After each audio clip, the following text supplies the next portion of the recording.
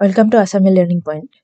যোৱা 24 নৱেম্বৰত হৈ যোৱা BTR টেটকাম ৰিকুৱাৰমেণ্টৰ PGTৰ পেপাৰখনৰ পেডাগজিখিনি আলোচনা কৰিম। একত দি আছে The progress of decomposing information into its components so that it could be examined and understood is known as তথ্য এটা পৰীক্ষা কৰি বুজিবলৈ ইয়াৰ উপাদানসমূহক বিয়োজন ঘটোৱা প্ৰক্ৰিয়াটোক কি বুলি কোৱা হয় ইয়াতে এনালাইসিস হ'ব এনালাইসিসটো শুদ্ধ উত্তৰ হ'ব নম্বৰ 2 দি আছে the ability of using new and creating application of prior knowledge and skills is known as ইতিমধ্যে থকা জ্ঞান আৰু কৌশলক নতুনকৈ আৰু সৃষ্টিশীলতাৰ প্ৰয়োগ কৰাৰ সামৰ্থ্য কি বুলি জনা যায় এটো হ'ব synthesis অথবা সংশ্লেষণ number a common technique that helps people to begin the creative process is সৃষ্টিশীল প্ৰক্ৰিয়া আৰম্ভ কৰতে সহায় কৰা এটা সাধাৰণ কৌশল হল brainstorming 4 নম্বৰ pedagogy এটা গ্ৰীক শব্দ যাৰ আক্ষৰিক অৰ্থ হল to lead the child 5 number pedagogy is the study of pedagogy ইহৰ অধ্যয়ন কৰে pedagogy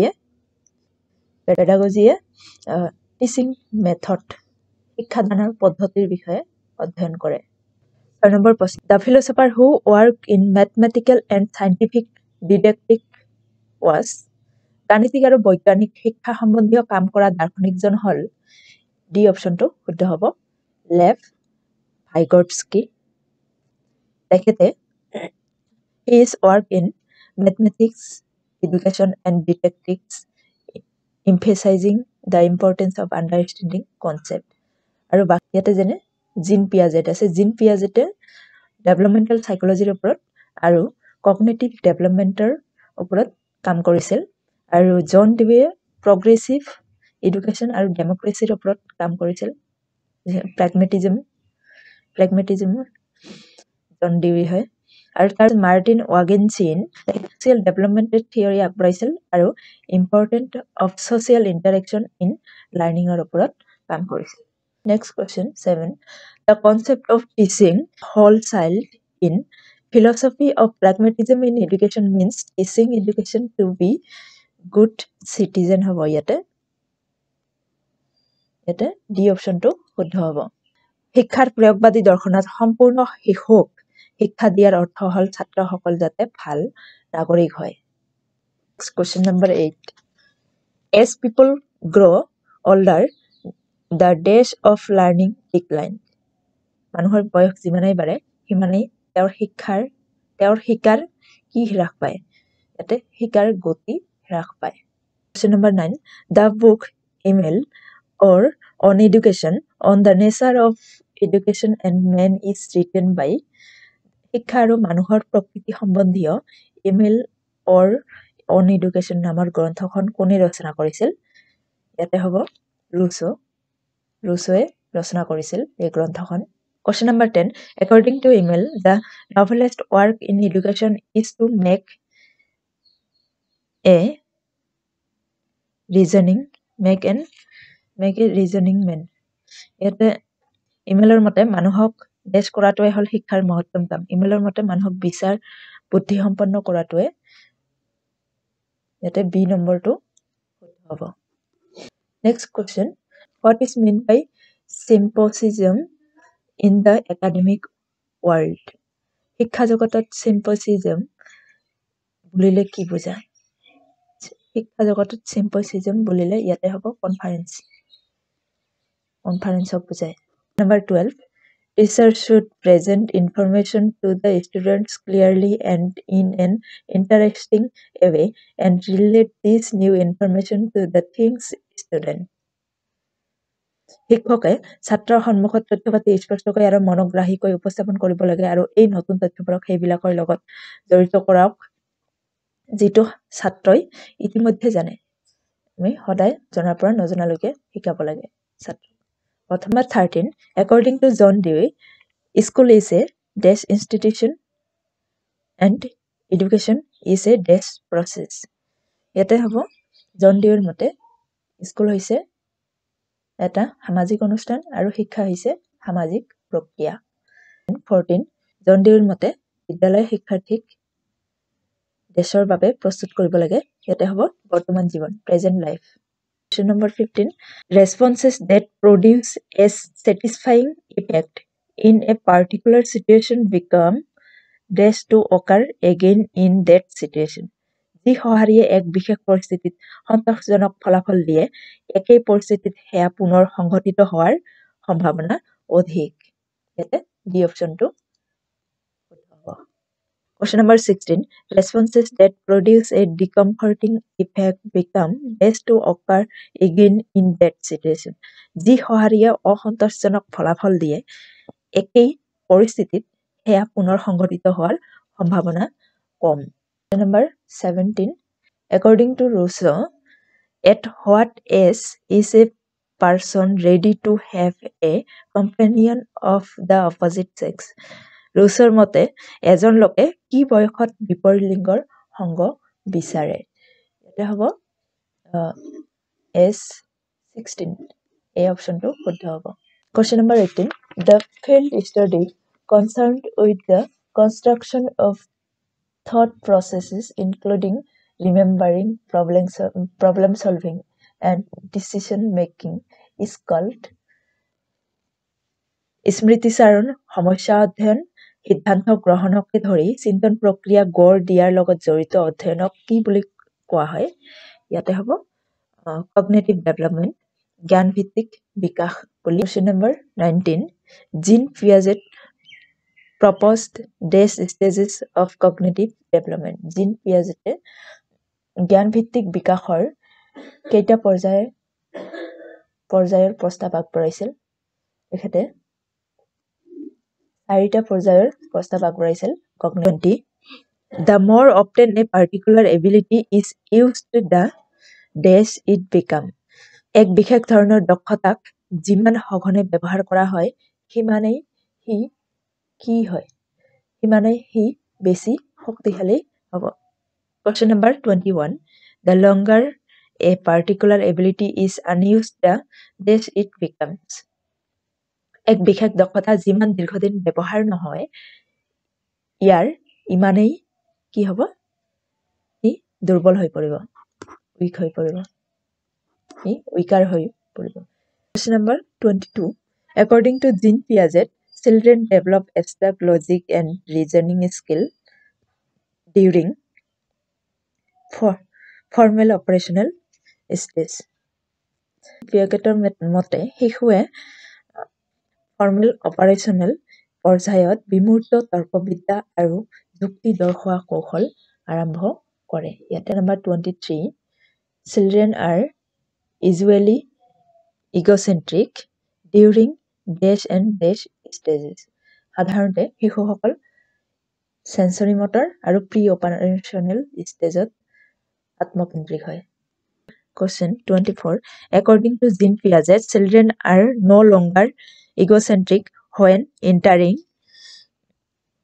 concrete operational stage Jean Piagetৰ মতে শিশুসকলে দেশত প্ৰৱেশ কৰিলে আত্মকেন্দ্ৰিক হৈ নাথাকে concrete operational পৰ্যায়ত প্ৰৱেশ কৰিলে আত্মকেন্দ্ৰিক হৈ নাথাকে question number 25 according to Piaget's theory the cognitive development the concrete operational stage starts at age যে পিয়াগেটৰ জ্ঞান ভিত্তিক বিকাশৰ তত্ত্ব অনুযায়ী কংক্ৰিট অপাৰেশনাল পৰ্যায়ৰ কোন বয়সত আৰম্ভ হয় কিমান বছৰ বয়সত আৰম্ভ হয় এটো হ'ব 7 বছৰ বয়সত আৰম্ভ হয় 26 according to Piaget theory of cognitive development the formal operational stage starts at age of the formal পিয়াগেটৰ জ্ঞান ভিত্তিক বিকাশৰ তত্ত্ব অনুযায়ী ফৰ্মেল অপাৰেশনাল পৰ্যায় আৰম্ভ হয় 11 বছৰ বয়সত 27 the most recent response is most likely to reoccur যে একেবাৰে শেহতীয়া সহাৰি হ'ব পাৰে পুনৰাবৃত্তি হোৱা the famous book the Republic was written by বিখ্যাত গ্ৰন্থ the Republic কোনে ৰচনা কৰিছিল এটা হ'ব প্লেটো যে all who have meditated on the art of governing mankind have been convinced that the fate of empires depend on the education of youth. উক্ত বাক্যশাৰী এৰিষ্টটলে কৈছিলহি। Number 30, the Waldorf education approach emphasizes a balanced development of Waldorfৰ শিক্ষা পদ্ধতিয়ে দেশ ভাৰসাম্য বিকাশৰ ওপৰত গুৰুত্ব দিয়ে। এটা হেড, হাৰ্ট এণ্ড হেণ্ডছ, এটা ডি অপশ্যনটো শুদ্ধ হ'ব। মস্তিষ্ক, হৃদয় আৰু হাতৰ বিকাশ। 31, Plato believed that talent and intelligence are, প্লেটোৱে বিশ্বাস কৰিছিল যে প্ৰতিভা আৰু মেধা জিনীয়ভাৱে বিতৰণ নহয়। এটা কুৱেশ্যন নম্বৰ 31ৰ বি অপশ্যনটো কাৰেক্ট হ'ব। Question number 32. A priori knowledge is knowledge that is known independently of. নিগমনাত্মক জ্ঞান এনে এবিধ জ্ঞান যাক দেশৰ ওপৰত নিৰ্ভৰ নকৰাকৈ আয়ত্ত কৰিব পাৰি। 32 কুৱেশ্যনটোৰ এনচাৰ হ'ব D. Next question number 33.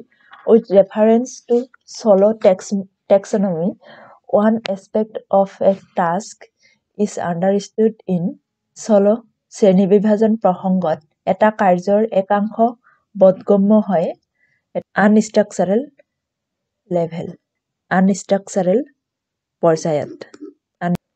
According to John Locke, a child's mind does not contain any. জন লকৰ মতে শিশুৰ মনত কোনো দেশ নাথাকে, শিশুৰ মনত কোনো সহজাত ধাৰণা নাথাকে।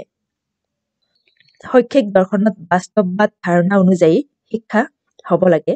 The concept of pragmatism in educational philosophy says that education should be about, বাস্তৱবাদৰ ধাৰণা অনুযায়ী শিক্ষা জীৱন আৰু বিকাশ সম্বন্ধীয় হ'ব লাগে।